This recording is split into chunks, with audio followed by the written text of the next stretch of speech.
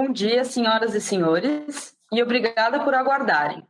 Sejam bem-vindos à teleconferência da Espaço Laser para a apresentação dos resultados do segundo trimestre de 2022.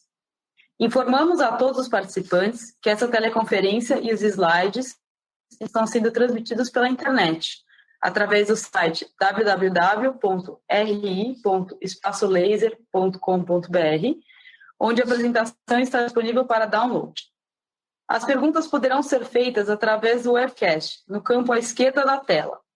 Caso a sua pergunta não for respondida durante a teleconferência, por conta do tempo, enviaremos a resposta por e-mail. Antes de prosseguir, gostaríamos de esclarecer que eventuais declarações que possam ser feitas durante essa teleconferência, relativas às perspectivas de negócios da companhia, projeções e metas operacionais e financeiras, constituem-se em crenças e premissas da diretoria da Espaço Laser, bem como informações atualmente disponíveis para a companhia. Considerações futuras não são garantias de desempenho, envolvem riscos, incertezas e premissas, pois se referem a eventos futuros e, portanto, dependem de circunstâncias que podem ou não ocorrer. As condições econômicas gerais, condições da indústria e outros fatores operacionais podem afetar os resultados futuros da empresa, e podem conduzir a resultados que diferem materialmente daqueles expressos em tais considerações futuras. Gostaria de passar a palavra agora ao Sr. Paulo Camargo, CEO da companhia. Por favor, Sr. Paulo, pode prosseguir. Obrigado, Ana, e boa tarde a todos. Espero que todos vocês estejam bem, aliás, muito bem, e que tenham passado um feliz Dia dos Pais. Foi um dia muito importante para mim. E hoje é um dia mais importante ainda, porque é com grande alegria e gratidão, essa palavra, que eu dou as boas-vindas a todos vocês no meu primeiro call de resultados como CEO da Espaço Laser. Bom, mas como a Ana falou, a gente está falando de um call do segundo trimestre. Então eu passo a palavra para o até então CEO, Paulo Moraes, que está aqui do meu lado, a quem aproveito, Paulo, para agradecer pela confiança a mim depositada.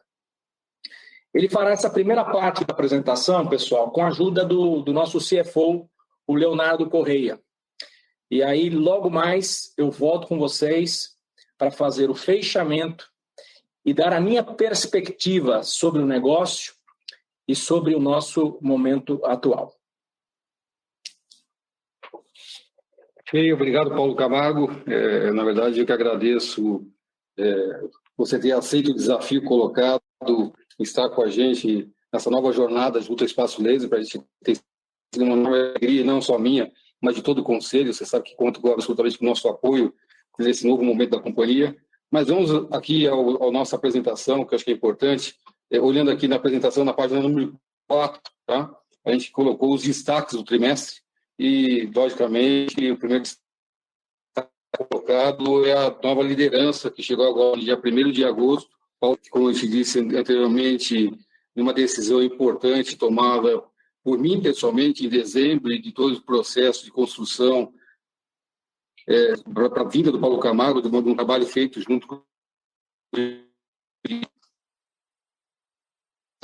Mas felizmente, o Paulo Camargo aceitou o convite anteriormente, que tomou posse agora como novo CEO da companhia e com uma missão importante de fortalecer a operação e conduzir a companhia para uma etapa de crescimento e transformação.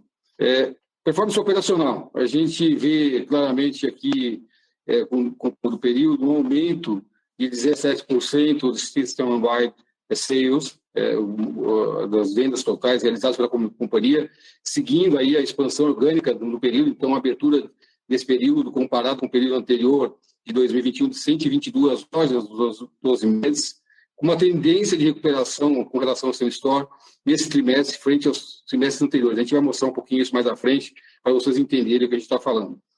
Aí, como falado, uma expansão orgânica da rede ainda nesse período, abrindo 18 lojas, das quais 12 franquias, encerrando o trimestre com 650 lojas apenas no Brasil. E, além disso, no plano internacional, abrimos 5 lojas na América Latina, entrando no Paraguai, onde recentemente inauguramos, inclusive com a presença do Paulo Camargo, nesse momento importante da companhia, totalizando no plano nacional 41 lojas.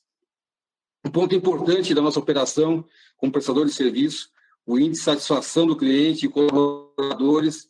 Então, melhoria do NPS da empresa e contínua evolução. Então, nós estamos hoje no patamar de 86,7 pontos, RA 1000 da companhia no segundo trimestre de 22. Outro indicador importante,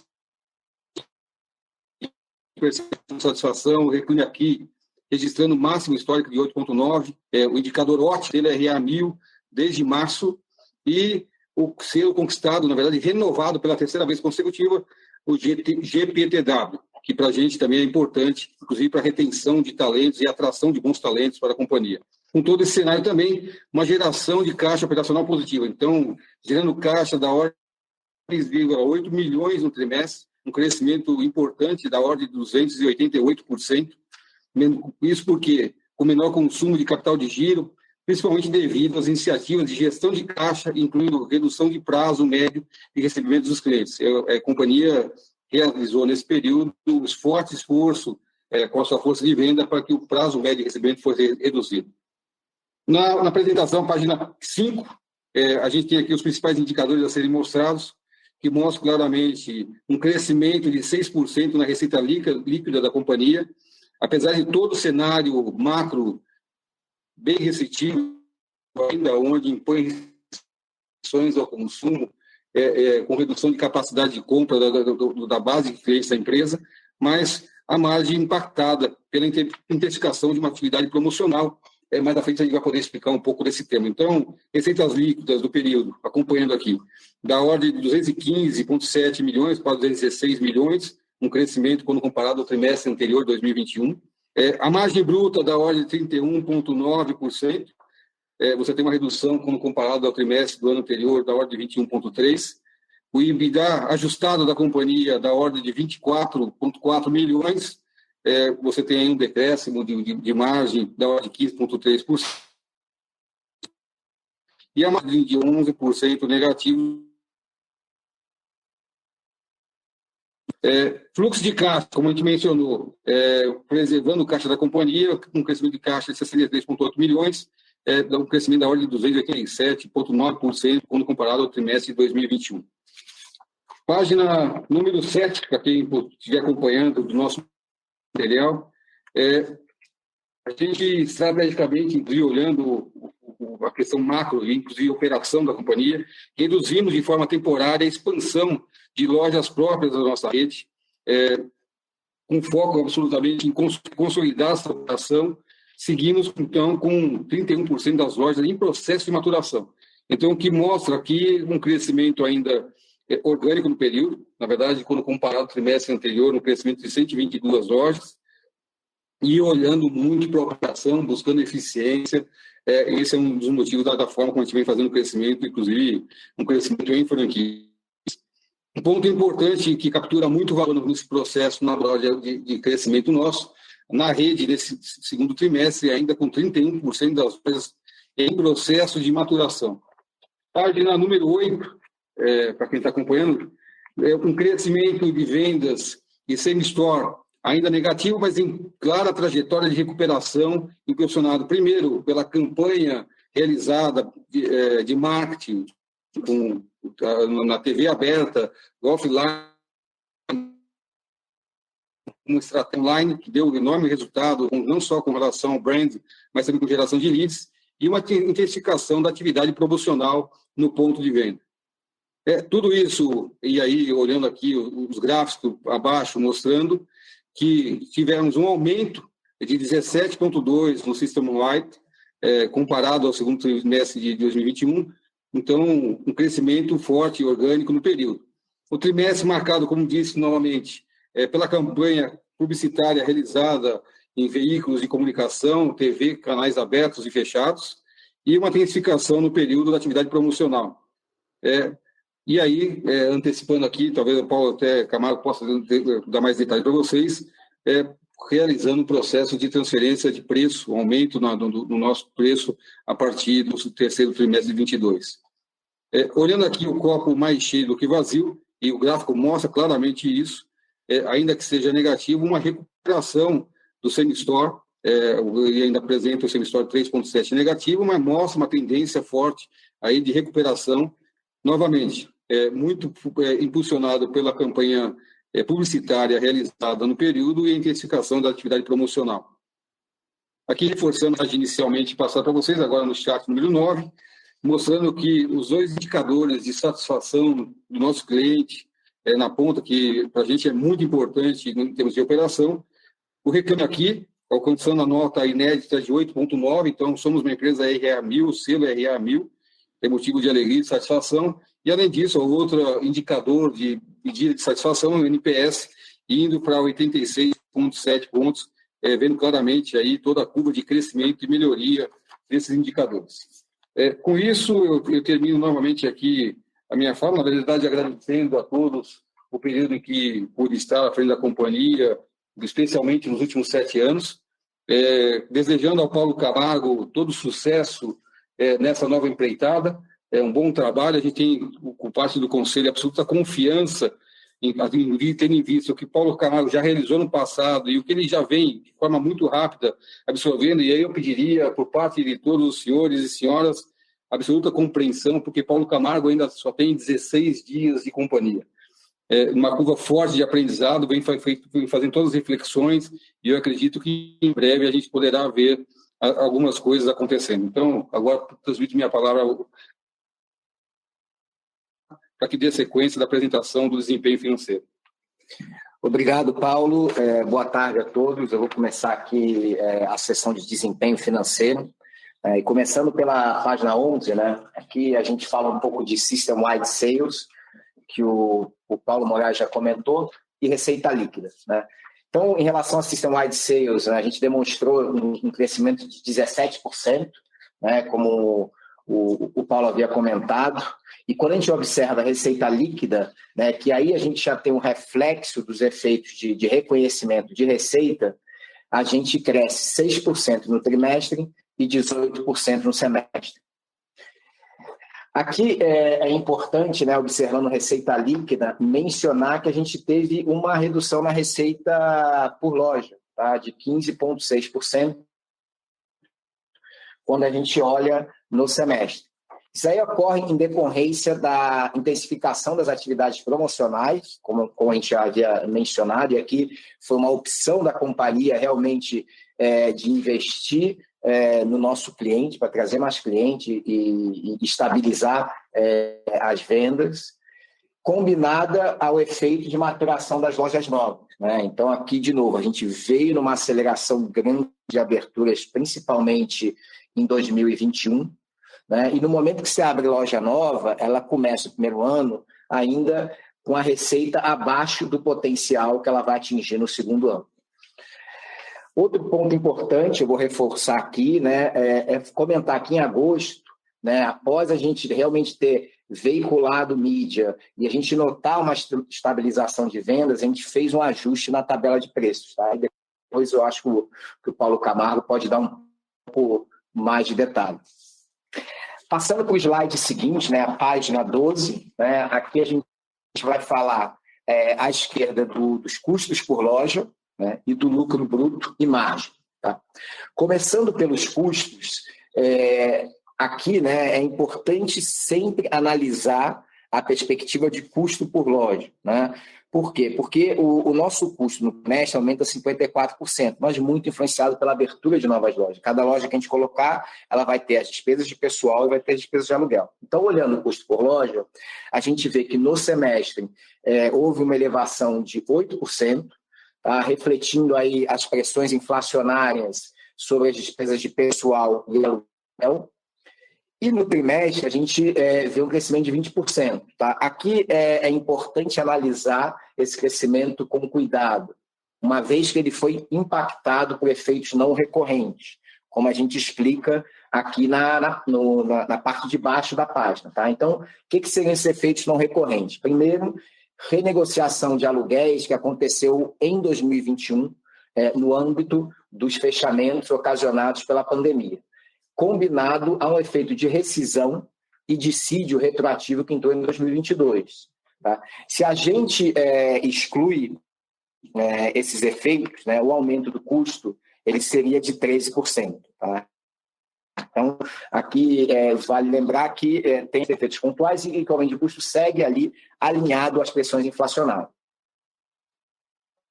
Em relação à margem, tá? Aqui já movendo para o quadro da direita, a gente foi, tá? Uma vez que a gente optou por manter esforços promocionais com o objetivo de trazer os clientes para a loja. Tá? Só que, na outra ponta, a gente teve a pressão inflacionária na nossa base de custos. Tá? Por isso, a gente acabou fechando com uma margem de 31, com uma margem bruta de 53,2% no trimestre anterior. E aqui, finalmente, vale ressaltar também que a nossa expansão ela impacta a nossa margem bruta. Tá? Então, se a gente excluir o efeito dessas lojas em maturação, que foi a nossa opção de crescer, as nossas margens do trimestre seriam 38,1%. Tá? Então, essa expansão ela acaba impactando a margem em mais ou menos 6 pontos percentuais. Passando para a página 13, né? E aqui a gente fala um pouco de despesas gerais administrativas e também do EBITDA, da companhia e margem de EBITDA. Né? Começando pelas despesas administrativas, a gente encerrou o trimestre com 42 milhões de despesas de G&A, tá? E aqui está diretamente associado ao fortalecimento da estrutura corporativa para absorver a expansão da rede de lojas próprias. Aqui é sempre importante ressaltar que, ao longo do ano de 2021, a gente aumentou a nossa rede de lojas próprias em mais de 50%.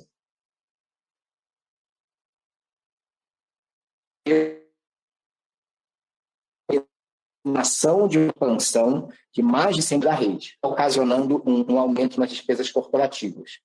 Um outro ponto que é importante ressaltar que esse patamar de despesas ele já vinha, né, ocorrendo desde o trimestre passado, assim como, e eu falo do primeiro trimestre de 2022, assim como o último trimestre de 2021. Então, basicamente, é o carregamento da estrutura de despesas que ela veio sendo montada ao longo de 2021.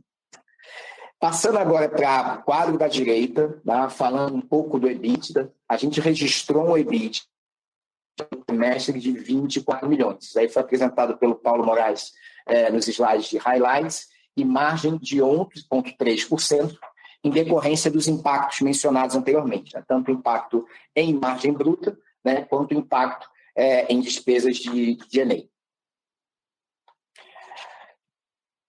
Mudando de página agora,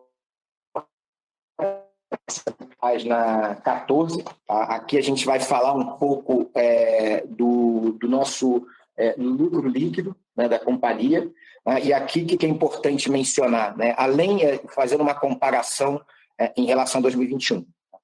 Fechamos um prejuízo líquido no trimestre de 24 milhões, e no semestre de 17 milhões. Tá? Então, o que acabou impactando a companhia? Tá? Em adição aos impactos mencionados no EBITDA, então, atividade promocional combinada com uma pressão inflacionária de custos, a gente teve um aumento importante nas nossas despesas financeiras. Tá? E isso se explica pela elevação da dívida combinada a um aumento na taxa Selic. A taxa Selic, né, é a taxa que referencia o custo financeiro da empresa. Tá? Aqui vale lembrar que no mesmo trimestre do ano passado, a gente estava falando uma Selic na casa de 4%, né? E no último trimestre, o trimestre que a gente está divulgando, que é o trimestre encerrando em junho, a gente estava com a Selic já no patamar de 13%. Então, o aumento no custo financeiro, combinado com os impactos no EBITDA, acabaram sendo os vetores principais do prejuízo que a gente registrou no trimestre. Agora a gente vai falar um pouco sobre geração de caixa, investimentos e também a parte de endividamento. Tá? Então, movendo aqui para a página 16, aqui a gente tem dois quadros, o primeiro de geração de caixa operacional e o segundo de investimentos da companhia. Tá? Esse é um highlight bastante positivo, né, que, em consequência das iniciativas de gestão de caixa que a gente veio anunciando desde o início do ano, tá? E aí um dos exemplos, redução no prazo médio de recebimento, né, combinado a um menor aumento de abertura de lojas próprias, a gente conseguiu melhorar a nossa gestão operacional em relação ao mesmo período do ano anterior. Aí eu estou falando segundo trimestre de 22 contra segundo trimestre de 21, em quase 4 vezes. É um resultado bastante importante e vai na direção do que a gente está buscando, que é cada vez mais reduzir a alavancagem da companhia. Na parte de investimentos, a gente abriu 6 lojas próprias nesse trimestre. Aqui são lojas que já estavam mapeadas, tá? Principalmente nas regiões Norte e Nordeste, que foram as regiões onde a gente adquiriu franquias e via claramente um espaço de crescimento, e lojas que já estavam tratadas em estágio avançado. Tá? Além disso, a gente seguiu amortizando as parcelas das franquias adquiridas no ano anterior. O que é importante notar aqui, né? Que no ano de 2021, o nosso investimento em crescimento foi muito mais através de aquisições de franquias, né? Que não ocorreu mais esse ano, e aí a gente percebe uma redução importante no nível de investimento de um ano em relação ao outro.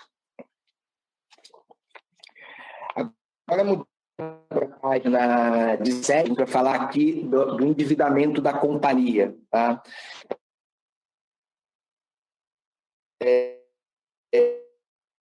Aqui a gente percebe que no segundo trimestre de 22 a gente teve uma elevação de aproximadamente 300 milhões de reais, né? E aqui voltando um pouco à história em decorrência da flexibilização dos prazos de financiamento dos clientes. Tá? Isso foi importante fazer no momento de maior restrição macroeconômica, maior restrição orçamentária dos nossos clientes. Em decorrência da aceleração do plano de abertura de lojas em 2021, principalmente, uma vez que essas lojas novas elas demandam capital de giro nos estágios iniciais de funcionamento e aquisição de franquias de nossa rede. Além da elevação no patamar de endividamento, né, a recente compressão de margem que a gente apresentou, tanto a partir do quarto trimestre de 2021, acabou elevando a alavancagem da companhia para 3,1 vezes. Tá?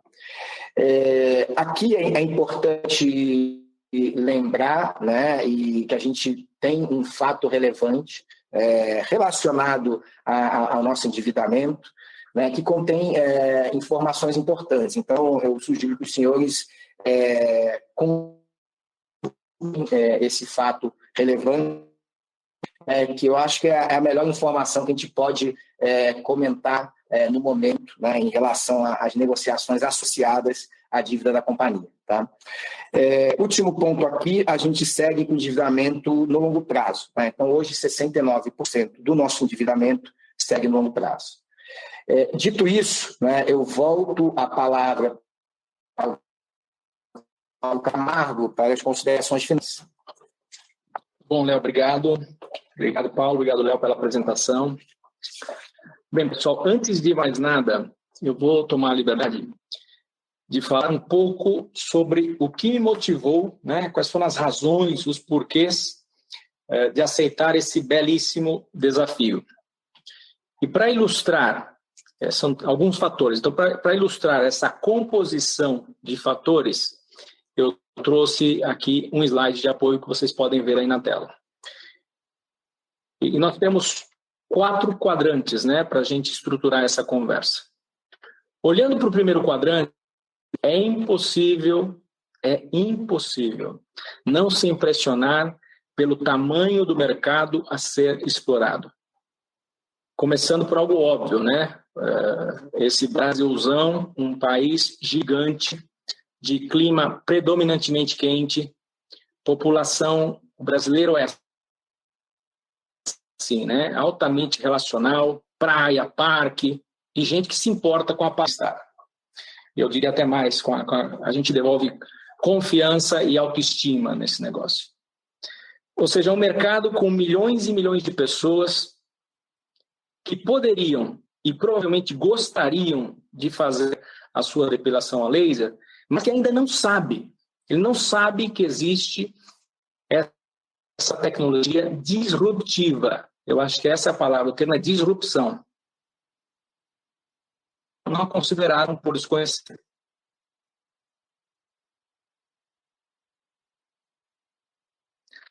Hoje ainda temos 90% de um mercado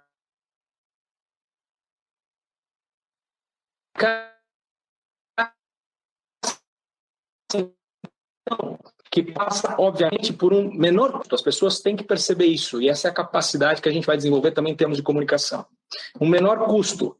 Mas mais do que isso, passa por um processo que valoriza algo extremamente escasso para mim, e sei para vocês aí, então já aproveito para agradecer seu tempo de estar nos ouvindo, que é o tempo nesse caso do cliente. Voltando ao potencial de crescimento, hoje então a gente tem 5% dos brasileiros que já experimentaram os benefícios da retirada de pelo com laser. E olha que eu estou falando só de Brasil por enquanto, hein? Sem falar das outras oportunidades em outros países. E falando em país, se a gente der uma olhada rapidamente aí, quando a gente fala de potencial de penetração, na Espanha, por exemplo, 50% das pessoas já utilizam esse método, versus os 5% que eu acabei de mencionar. Se é um mercado subpenetrado, a gente tem uma outra vantagem, e a gente está falando da nossa própria base de clientes, que ainda tem muito a contribuir na geração de valor dessa companhia. Vou me explicar. Hoje, somente 2 partes do corpo representam 80% do nosso faturamento. Ou seja, temos muito a fazer ainda para as outras áreas, quando se fala de retirada e remoção de pelos. Vou passar para o segundo quadrante. E aí, gente, fica fácil. Por que a gente tem que escolher espaço laser e por que eu escolhi espaço laser? Tem que ser um setor importante. Nós vamos falar da nossa marca, é líder absoluta de mercado e preferida por 38% dos consumidores. Isso quer dizer que ela é mais admirada que a soma de seus principais concorrentes agrupados. É a única empresa do segmento que tem uma universidade corporativa que entendeu a importância da formação e do desenvolvimento dos seus profissionais, desse investimento tão importante. E todo esse cuidado poderia ser romântico se não gerasse resultado aqui de imediato na satisfação do cliente. Ou seja, o cliente já nos diz que tem um atendimento fora da curva, com NPS superior a 86, e que continua melhorando. Mas nada disso bastaria, né? Se você não olhar para o negócio como um todo, o que aconteceu no passado, e a empresa já comprovou o seu valor. No longo prazo, apresentamos um CAGR de 70%, tanto em faturamento como em capilaridade. No curto prazo, ou seja, nos últimos 12 meses, como já foi falado aqui, abrimos 122 lojas. E aí eu demonstro a minha satisfação de estar nesse lugar e fico feliz em dar prosseguimento a essa história de sucesso. Eu já vi algumas perguntas ali, eu sei que o momento atual, ele não é o melhor que a gente gostaria de estar, mas daqui a pouco nós vamos ter explicação para isso. Então, fica evidente, eu espero que esteja ficado evidente para os senhores também e as senhoras também, a minha decisão de vir trabalhar na Espaço Laser tem tudo a ver com a grande oportunidade, para mim isso é propósito de vida, de gerar impacto e valor exponencial ao negócio e à vida das pessoas que fazem parte dele. Obviamente, a gente está falando de uma jornada, mas como próximos passos, e aí eu estou no 4º quadrante, vamos focar em um assessment preciso.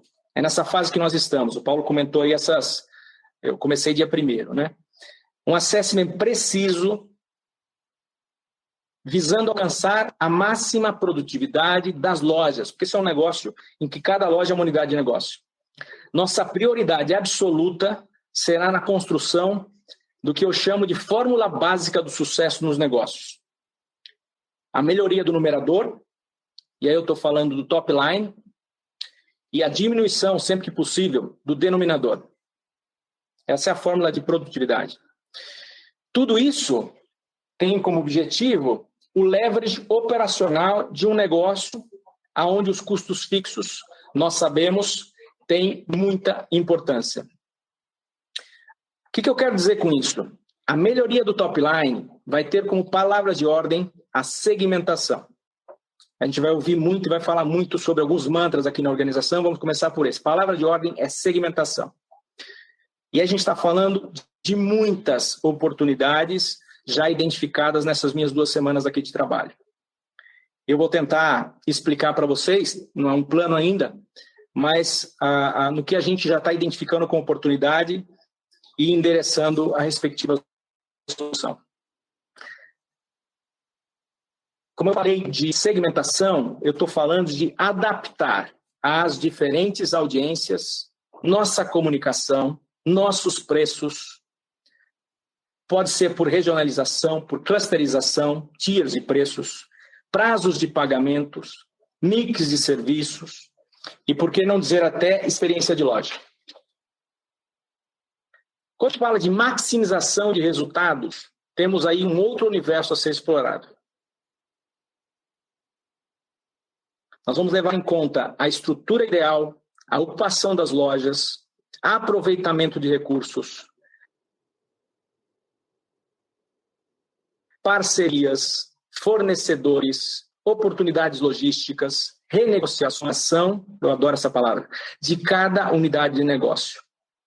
Eficientizar é a minha maneira de resumir a minha obsessão por processos otimizados, consistência, foco no cliente e a consequente melhoria de resultados. Eu estou quase terminando. Isso só vai ser obtido com outra fórmula de sucesso. A pessoa certa, no lugar certo, fazendo a coisa certa, e aí eu falo de consistência e excelência na execução, e tudo isso, obviamente, com o devido alinhamento de incentivos. Por hora, era isso que eu tinha para dizer, e me coloco à inteira disposição de vocês para responder as suas perguntas. Obrigada, pessoal. Vamos dar início à sessão de perguntas e respostas. As 3 primeiras perguntas tratam do mesmo tema, então eu vou tomar a liberdade de ler todas primeiramente, depois eu devolvo a palavra para o Paulo Camargo para responder. Então, a primeira pergunta vem do Guilherme Domingues, da Eleven Financial. Boa tarde e obrigada por pegarem nossas perguntas. Do lado da Eleven, gostaríamos de entender como evoluíram as receitas e margens no mês de julho e como estão enxergando para os próximos trimestres, dado que no 2T22 houve um forte impacto de rentabilidade. Além disso, como estão enxergando a rentabilidade da companhia daqui para frente, após essa nova reestruturação? Por fim, poderiam dar um pouco mais de cor da evolução do Same-Store Sale mensalmente no 2T22 e comentar se a queda no Same-Store Sale também está relacionada com o ambiente competitivo mais acirrado? A segunda pergunta vem da Maria Clara Infantosa, da UBBA. Boa tarde, obrigada por pegarem minha pergunta. Queria entender como tem sido a relação da elasticidade de demanda com o reajuste de preços que comentaram que seria aplicado no 3Q. Além disso, poderiam dar mais detalhes quanto à nova estratégia comercial que está sendo implementada? Vocês têm começado a perceber efeitos positivos com a implementação? E, por fim, Carlos Herrera, Condor Insider. Como estão vendo a dinâmica de vendas para o segundo semestre? Essa piora no Same-Store Sale tem mais relação com o momento econômico ou estão tendo alguma pressão de concorrência? Senhor Paulo, por favor, pode prosseguir. Eu estou vendo ali que a gente tem mais uma pergunta de concorrência. Você quer juntar também? Eu já respondo.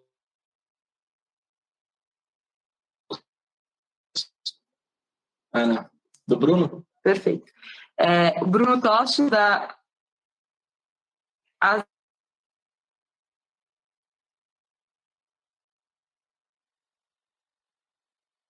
significa isso? Concorrência e sales. Então vamos lá, Guilherme, Maria Clara, Carlos Herrera e Bruno, muito obrigado pelas perguntas que vão me ajudar muito aqui a expressar como é que eu estou vendo esse momento. E acho que vai ser mais fácil juntar todas as perguntas com uma resposta um pouquinho mais longa, mas peço a paciência de vocês. Primeiro eu queria falar sobre como é que eu enxergo o contexto, né, e o que eu já aprendi sobre essa organização e o seu setor.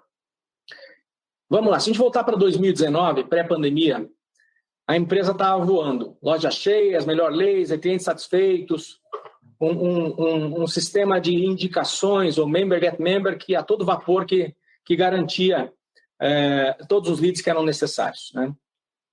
Algumas coisas de lá para cá mudaram. O melhor laser, clientes satisfeitos, empresa sólida não mudou. Isso é muito importante. Mas veio a pandemia, né? E esse momento exigiu uma mudança drástica de rota. De uma hora para outra foi preciso passar a vender pelos canais digitais. O pessoal que tinha que chegar no cliente de alguma maneira. E o WhatsApp virou a vacina disponível naquele momento. Mas sabemos que agora, né? A gente sabe que agora aquilo que foi remédio, agora se tornou o nosso principal obstáculo. E a gente tem que se livrar, entre aspas, do nosso modelo anterior e chegar ao meio termo.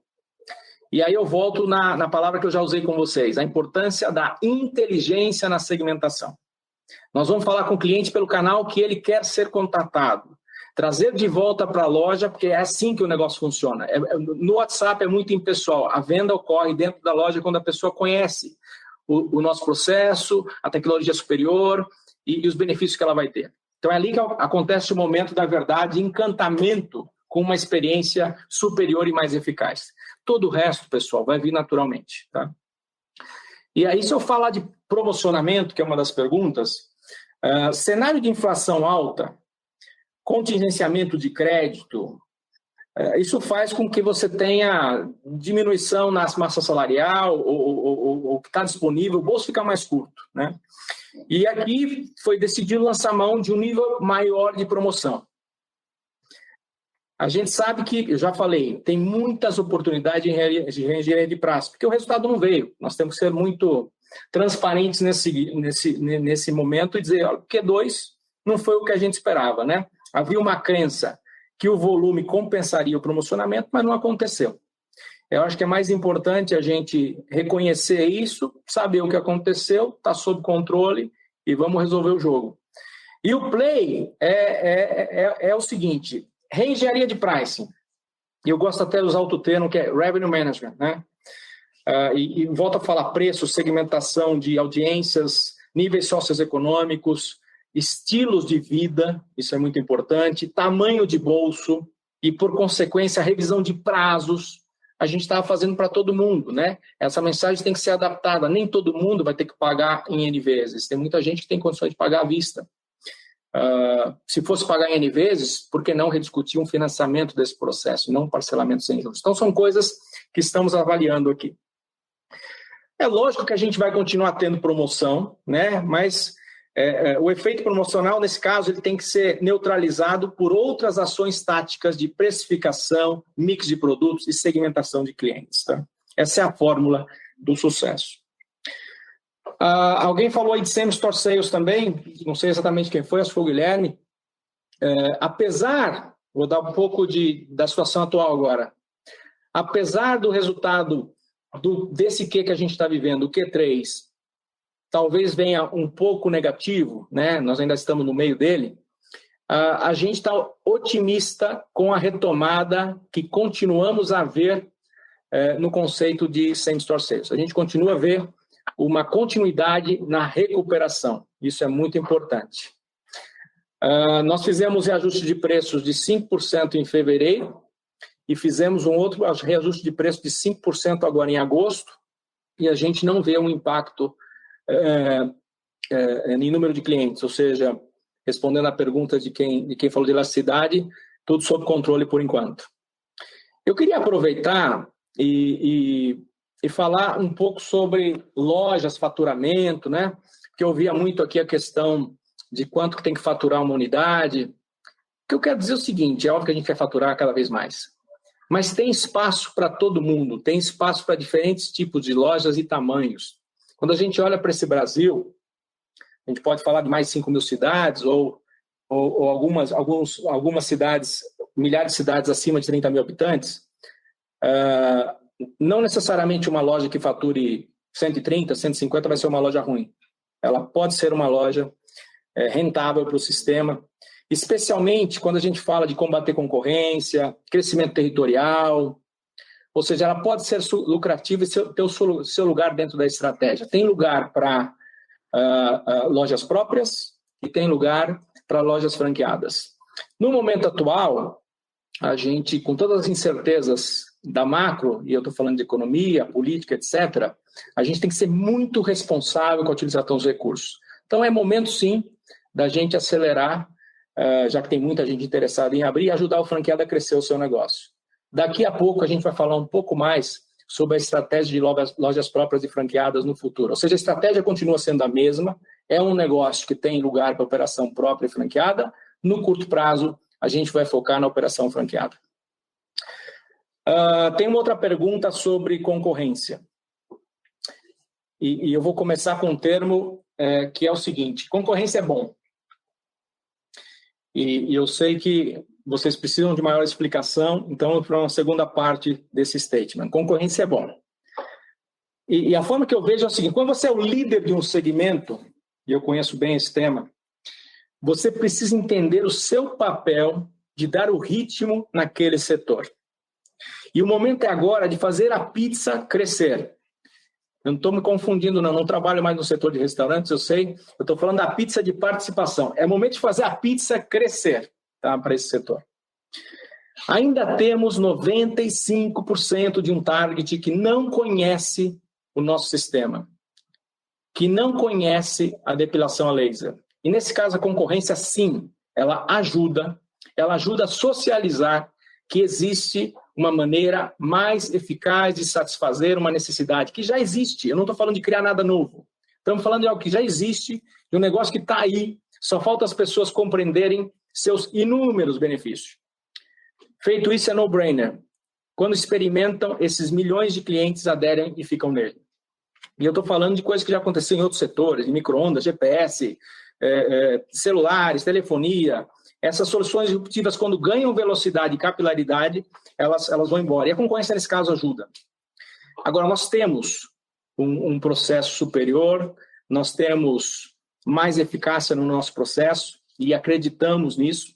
Então, tem um outro papel também, né? Mas cabe a nós, assim, voltando ao tema anterior, como líderes de mercado, top of mind, de todos os atributos que a gente tem, nos consolidarmos como sinônimo da categoria, tá? Eu acho que dessa forma eu respondi as primeiras perguntas. A nossa próxima pergunta vem do Gabriel Disselli, da BTG Pactual. Podem dar mais detalhes sobre a geração de caixa esperada para o resto do ano? Temos mais melhorias para serem entregues do ponto de vista da estrutura de capital e endividamento? Aí eu vou destinar a pergunta, a resposta, Léo, você pode responder essa, por favor? Posso sim, Paulo. Obrigado pela pergunta, Gabriel. Então, infelizmente, eu não posso falar muito o que eu espero para o final do ano, né? Que se configura um guidance, mas eu posso sinalizar, tá? O que a gente está apontando até o final do ano, né?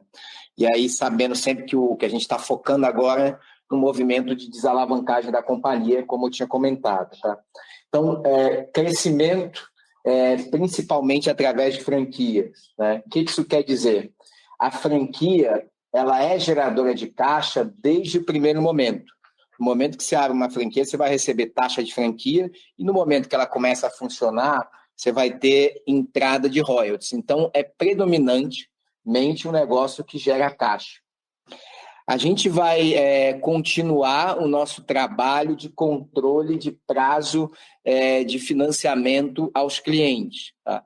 Então, aqui, o Paulo comentou muito bem que uma forma de fazer isso, né, é você segmentar os clientes. Você dá o prazo para o cliente que precisa e o cliente que não precisa, você oferece uma condição diferente, né? Então, isso aí é um caminho que a gente vai estar seguindo e também tende a favorecer a geração de caixa.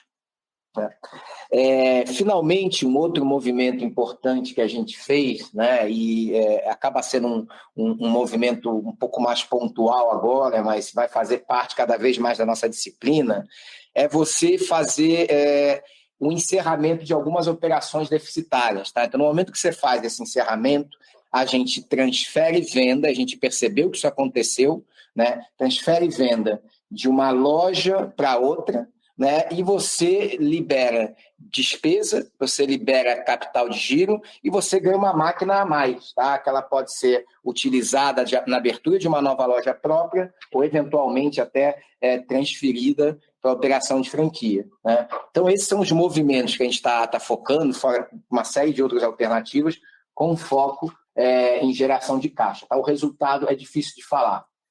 Do ponto de vista de estrutura de capital e endividamento, tá? Aqui o que a gente vem fazendo é sempre um trabalho constante de analisar nossa estrutura de capital e endividamento, né? Com o objetivo de melhorar o perfil da nossa dívida.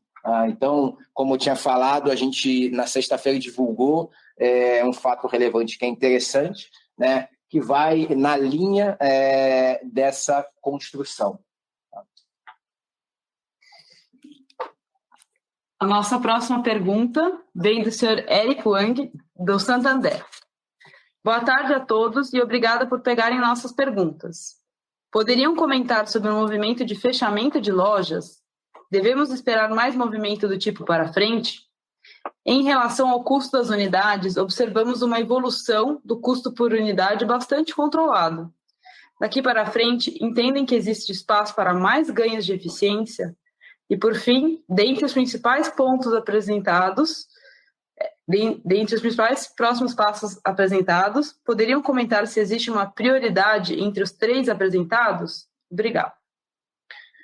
Começando por fechamento de lojas, nós fechamos 16 lojas no primeiro semestre. As principais razões foram a proximidade entre elas e o fechamento de hipermercados e galerias, onde ficavam algumas dessas lojas. Então, foram 8 por proximidade e 8 por fechamento. Tá? E sobre o futuro, esses movimentos, pessoal, são inerentes ao varejo. Tá?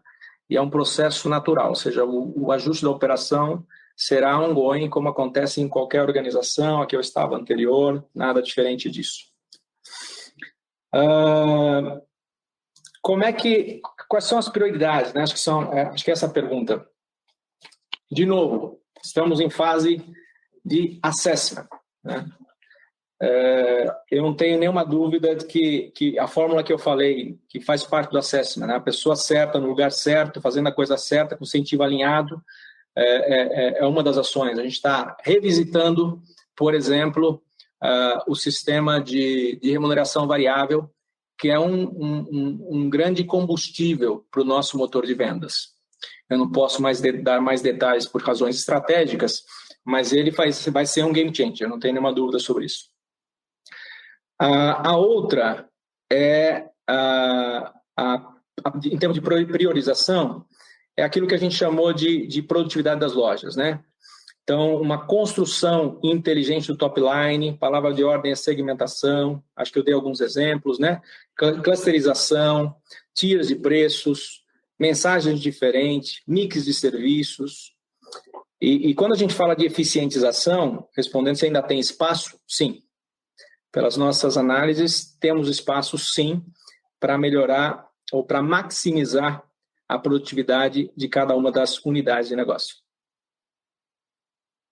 Perfeito. A última pergunta da senhora Irma Sgas, da Goldman Sachs, já foi respondida. Era sobre o tema de pricing power e o reajuste de preços no terceiro trimestre. Dessa forma, passo a palavra para o Paulo Camargo para suas considerações finais. Então, acho que basicamente, agradecer a presença de todos vocês. Eu algumas vezes falei de eficiência e utilização. A eficiência tem a ver com a utilização do tempo. Então, tê-los aqui conosco é uma grande satisfação. Mais uma vez, agradeço a paciência com a gente. Desejo que vocês estejam bem e a gente se vê na próxima.